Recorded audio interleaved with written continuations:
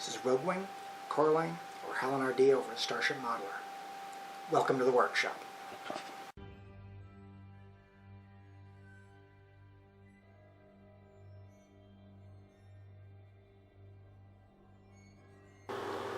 Okay, excuse the noise of the fan, but we're back in the paint booth. Decanted some Klingon gray primer so I could use the airbrush to primer all of these lovely parts. As you can tell, they are now no longer Army Men green. They are all very distinct shade of gray, if not entirely uniform. But in this case, and let's face it, I'm still learning how to use the airbrush. In this case, the lack of uniformity on the primer coat may actually be a blessing in the end, because that'll allow for a much less uniform color coat when I paint the base color on. Going to let these sit for a bit, and then it's going to be time to find the right color to do those with.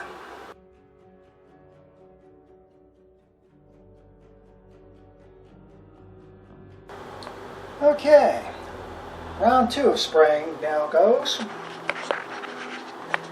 Anybody who's followed my videos should by now know that if I need a dark metallic color, I resort to Tester's graphite dust, which did exactly what I want it to here. Although while I had it in the airbrush, I figured I'd go in and either pre-shade or accent, however you want to call it, some of the other parts, just to add a little something to it. Some of these I'll just go in and spray over with my base color completely.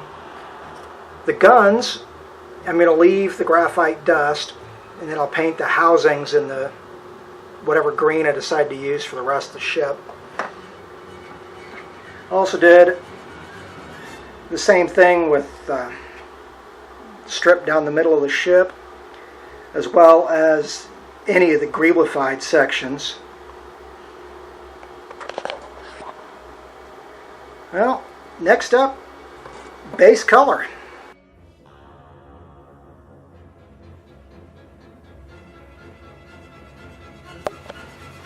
Okay, we are now out of the paint booth, at least for a while. Truth be told, probably not going back in there. And we have a bunch of painted parts.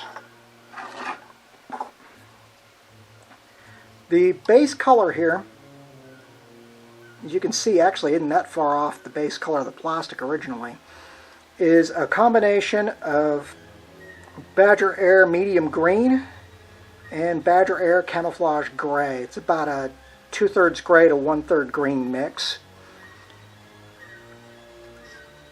The accents, which are just basically free-handed with the airbrush, no masking involved, were done with a slightly thinned down coat of the Badger Air medium green.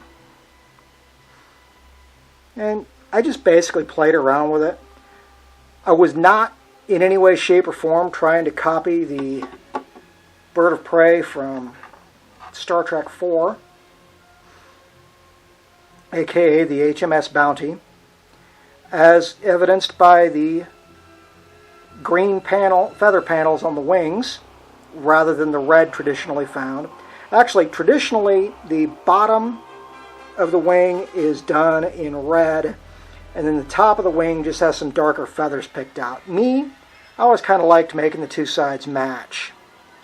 So that's what I've gone and done with this. The guns, again, just a accent panel, if you will, done in the medium green.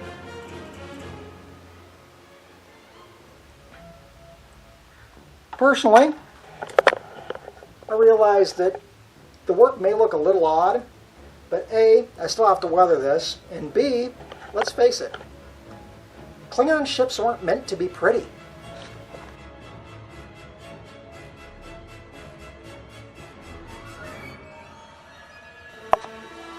Alright. At this point, I'm calling this girl done. What I've done, I've gone in, slide this back a little.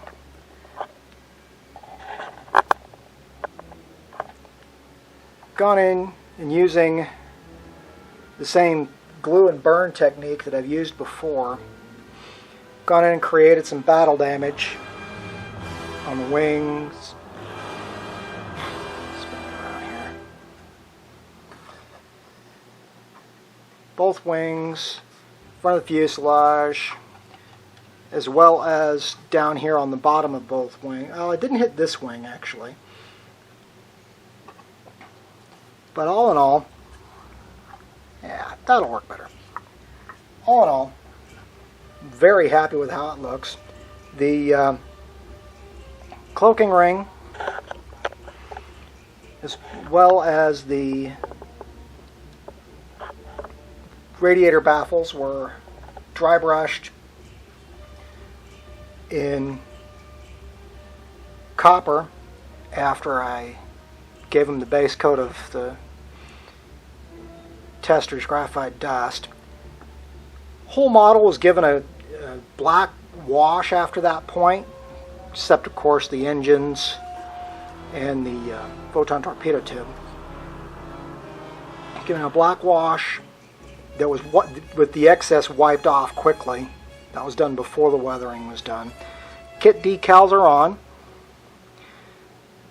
Engine was painted up on the inside, or rather the red, yellow, and white were painted on the inside. About 3 coats of each color. The exterior trim of the engine was hand painted in black and then given a coat of graphite dust. Same thing with the photon torpedo launcher. The guns got a black wash and then just dry brushed with some copper.